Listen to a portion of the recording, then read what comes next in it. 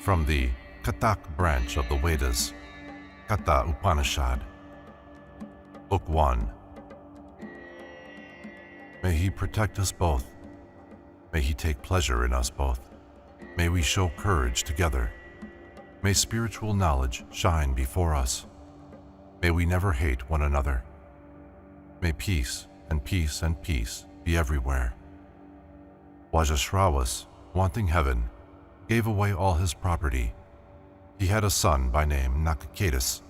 While the gifts were passing, Nachiketas, though but a boy, thought to himself, "He has not earned much of a heaven. His cows can neither eat, drink, calve, nor give milk." He went to his father and said, "Father, have you given me to somebody?" He repeated the question a second and a third time. At last his father said, "I give you to death."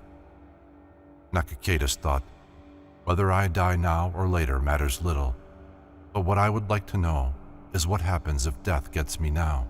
Vajashravas would have taken back his words, but Nachiketas said, "Think of those who went before, those who will come after, their word, their bond. Man dies and is born again like a blade of grass." Nachiketas went into the forest and sat in meditation within the house of death. When death appeared, his servant said, "Lord, when a holy man enters a house as guest, it is as if fire entered. The wise man cools him down, so please give him water. If a holy man comes into a fool's house and is given nothing, the fool's family, public and private life, ambitions, reputation, property, hopes, alliances, all suffer." Thereupon death said to Nachiketas, "A guest should be respected. You have lived 3 days in my house without eating and drinking. I bow to you, holy man. Take from me 3 gifts, and I shall be the better for it." Nachiketas said, "I will take as my first gift that I may be reconciled to my father, that he may be happy, that he may keep no grudge against me, but make me welcome." Death said, "I shall so arrange things that when your father gets you back, he shall sleep well at night, his grudge forgotten, and love you as before." Nachiketas said, "There is no fear in the kingdom of heaven, because you are not there. Nobody there is afraid of old age. Man is beyond hunger, thirst, and sorrow. Death, you know what fire leads to heaven. Show it. I am full of faith. I ask that fire as my second gift." Death said, "I will explain it. Listen. Find the rock and conquer unmeasured worlds. Listen, for this came out of the cavern." Death told him that out of fire comes this world, what bricks and how many go to the altar, how best to build it. Nachiketas repeated all. Death, encouraged, ran on, "I give you another gift. This fire shall be called by your name. Count the links of the chain. Worship the triple fire. Knowledge, meditation, practice, the triple process, evidence, inference, experience, the triple duty, study, concentration, renunciation. Understand that everything comes from spirit, that spirit alone is sought and found. Attain everlasting peace. Mount beyond birth and death." When man understands himself, understands universal self, the union of the two, kindles the triple fire, offers the sacrifice. Then shall he, though still on earth, break the bonds of death, beyond sorrow, mount into heaven. This fire that leads to heaven is your second gift, Nachiketas. It shall be named after you. Now choose again. Choose the third gift. Nachiketas said, "Some say that when man dies, he continues to exist. Others that he does not. Explain, and that shall be my third gift." Death said, This question has been discussed by the gods. It is deep and difficult. Choose another gift, Nachiketas. Do not be hard, do not compel me to explain. Nachiketas said, Death, you say that the gods have discussed it, that it is deep and difficult. What explanation can be as good as yours? What gift compares with that? Death said, Take sons and grandsons, all long-lived, cattle and horses, elephants and gold. Take a great kingdom. Anything but this. Wealth, long life, Nachiketas. Empire, anything whatever. Satisfy the heart's desire. Pleasures beyond human reach. Fine women with carriages, their musical instruments. Mount beyond dreams. Enjoy, but do not ask what lies beyond death. Nachiketas said, Destroyer of man, these things pass. Joy ends enjoyment. The longest life is short. Keep those horses, keep singing and dancing. Keep it all for yourself. Wealth cannot satisfy a man, but if he but please you, master of all, he can live as long as he likes, get all that he likes, but I will not change my gift. What man, subject to death and decay, getting the chance of undecaying life, would still enjoy mere long life thinking of copulation and beauty? Say where man goes after death. End all that discussion. This, which you have made so mysterious, is the only gift I will take. Death said, The good is one, the pleasant another. Both command the soul. Who follows the good attains sanctity. Who follows the pleasant drops out of the race. Every man faces both. The mind of the wise man draws him to the good. The flesh of the fool drives him to the pleasant. Nachiketas, having examined the pleasures you have rejected them, turned from the vortex of life and death. Diverging roads, one called ignorance, the other wisdom. Rejecting images of pleasure, Nachiketas, you turn towards wisdom. Fools brag of their knowledge. Proud, ignorant, dissolving. Blind, led by the blind, staggering to and fro. What can the money-maddened simpleton know of the future? This is the only world, cries he, because he thinks there is no other. I kill him again and again. Some have never heard of the self. Some have heard but cannot find him. Who finds him is a world's wonder. Who expounds him is a world's wonder. Who inherits him from his master is a world's wonder. No man of common mind can teach him.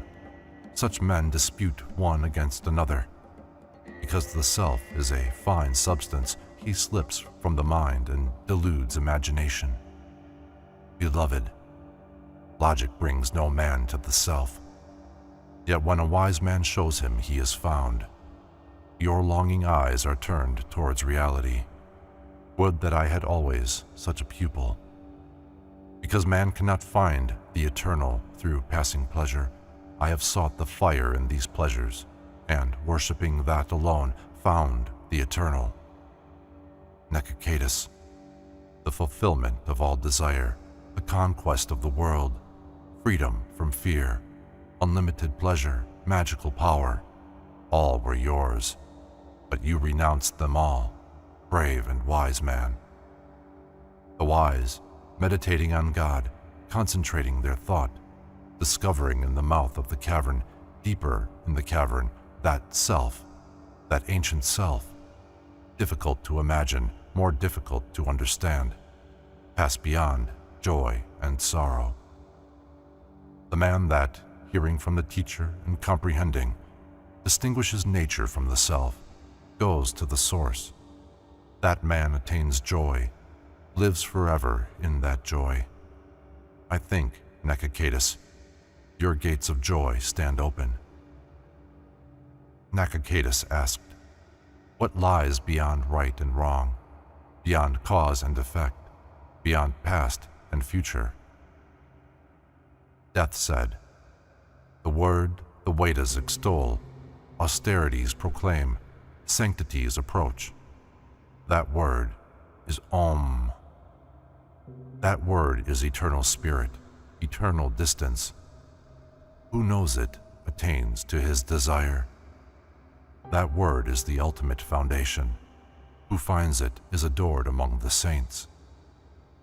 The self knows all, is not born, does not die, is not the effect of any cause, is eternal, self-existent, imperishable, ancient. How can the killing of the body kill him?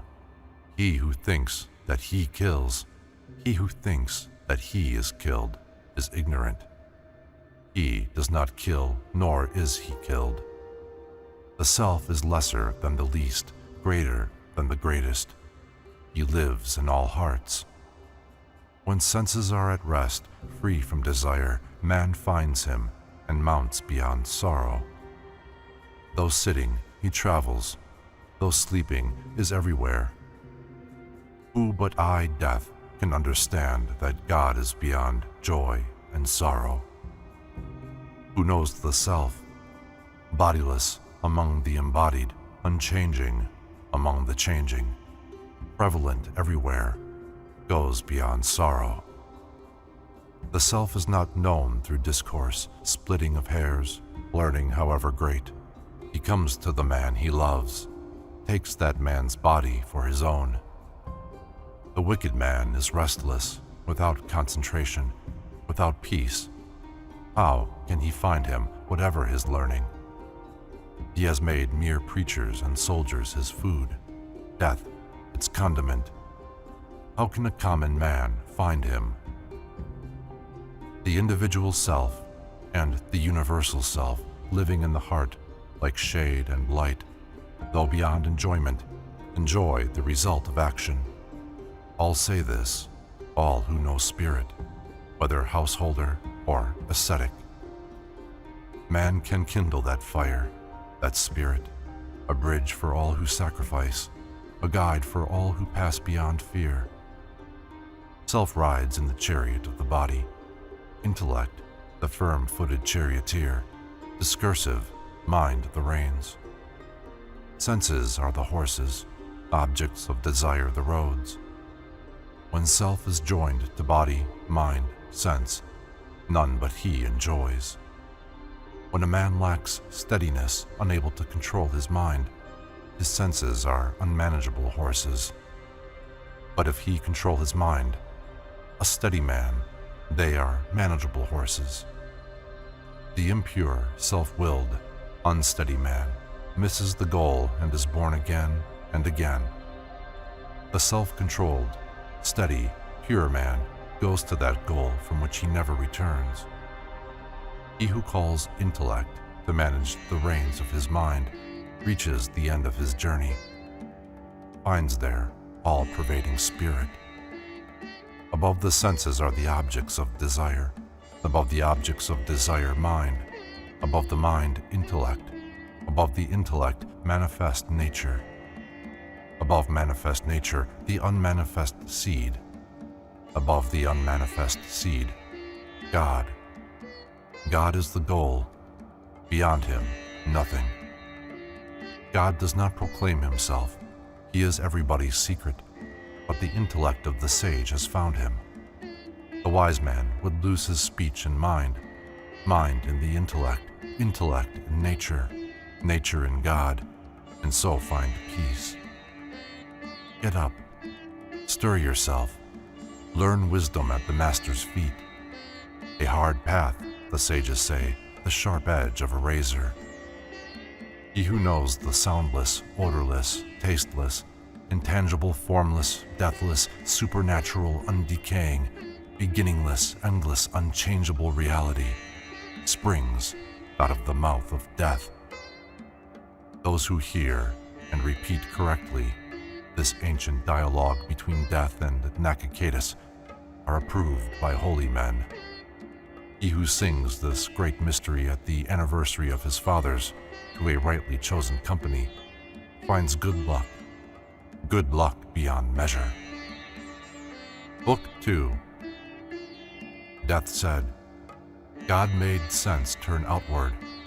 Man, therefore, looks outward, not into himself. Now and again a daring soul, desiring immortality, has looked back and found himself. The ignorant man runs after pleasure, sinks into the entanglements of death. But the wise man, seeking the undying, does not run among things that die. He through whom we see, taste, smell, feel, hear, enjoy, knows everything. He is that self. The wise man, meditating upon the self-dependent, all-pervading self, understands waking and sleeping, and goes beyond sorrow. Knowing that the individual self, eater of the fruit of action, is the universal self, maker of past and future, he knows he has nothing to fear.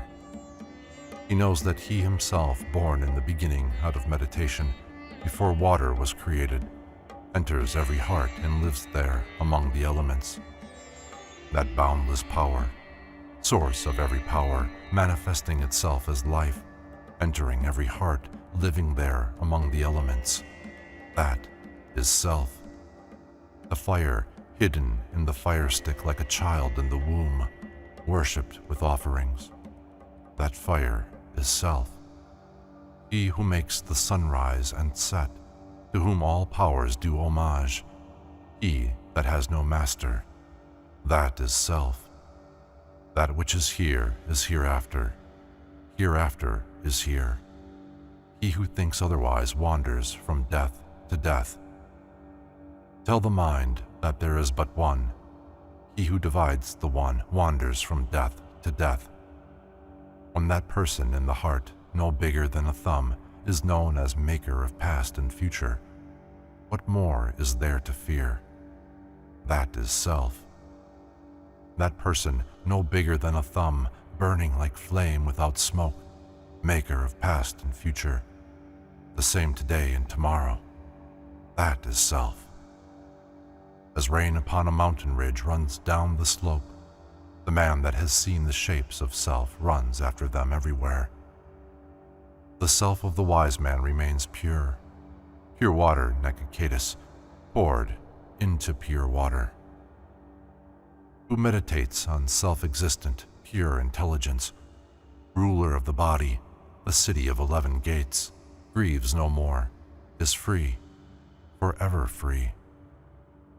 He is the sun in the sky, fire upon the altar, guest in the house, air that runs everywhere, Lord of lords living in reality. He abounds everywhere, is renewed in the sacrifice, born in water, springs out of the soil, breaks out of the mountain, power, reality. Living at the center, adorable, adored by the senses, he breathes out, breathes in. When he, the bodiless, leaves the body, exhausts the body, what leaves? That is self. Man lives by more than breath. He lives by the help of another who makes it come and go. Nachiketas, I will tell you the secret of undying spirit and what happens after death. Some enter the womb, waiting for a moving body. Some pass into unmoving things, according to deed and knowledge. Who is awake? Who creates lovely dreams when man is lost in sleep? That person, through whom all things live, beyond whom none can go. Pure, powerful, immortal spirit. As fire, though one, takes the shape of whatsoever it consumes, so the self, though one, animating all things, takes the shape of whatsoever it animates, yet stands outside. As air, though one, takes the shape of whatsoever it enters, so the self, though one, animating all things, takes the shape of whatsoever it animates, yet stands outside. As the sun, the eye of the world, is not touched by the impurity it looks upon, so the self, though one, animating all things, is not moved by human misery, but stands outside. He is one, governor, self of all, creator of many out of one. He that dare discover him within rejoices. What other dare rejoice? He is imperishable among things that perish, life of all life. He, though one, satisfies every man's desire. He that dare discover him within knows peace. What other dare know peace? Nachiketas asked, "Where shall I find that joy beyond all words? Does he reflect another's light or shine of himself?" Death replied, "Neither sun, moon, stars, fire, nor lightning lights him. When he shines, everything begins to shine. Everything in the world reflects his light. Eternal creation is a tree with roots above, branches on the ground. Pure, eternal spirit, living in all things and beyond whom none can go. That is self. Everything owes life and movement to spirit. Spirit strikes terror, hangs like a thunderbolt overhead. Find it. Find immortality. Through terror of God, fire burns, sun shines, rain pours, wind blows, death speeds. Man, if he failed to find him before the body falls, must take another body. Man, looking into the mirror of himself, may know spirit there as he knows light from shade. But in the world of spirits, it is known distorted as in a dream, in the choir of angels as though reflected on troubled water. He who knows that these senses belong not to spirit, but to the elements, that they are born and die, grieves no more. Mind is above sense, intellect above mind, nature above intellect, the unmanifest above nature. Above the unmanifest is God, unconditioned, filling all things. He who finds him enters immortal life, becomes free. No eye can see him, nor has he a face that can be seen. Yet through meditation and through discipline, he can be found in the heart. He that finds him enters immortal life. When mind and sense are at rest, when the discrimination of intellect is finished, man comes to his final condition. Yoga brings the constant control of sense. When that condition is reached, the yogi can do no wrong. Before it is reached, yoga seems union and again disunion. He cannot be known through discourse, nor found by the mind or the eye. He that believes in his existence finds him. How can a man who does not so believe find him? Go backward from effect to cause until you are compelled to believe in him. Once you are so compelled, truth dawns. When the desires of the heart are finished, man, though still in the body, is united to spirit. Mortal becomes immortal. When the knot of the heart is cut, mortal becomes immortal. This is the law. The heart has 101 arteries. One of these, Sushumna, goes up into the head. He who climbs through it attains immortality. Others drive him into the vortex. God, the inmost self, no bigger than a thumb, lives in the heart. Man should strip him of the body as the arrow-maker strips the reed, that he may know him as perpetual and pure.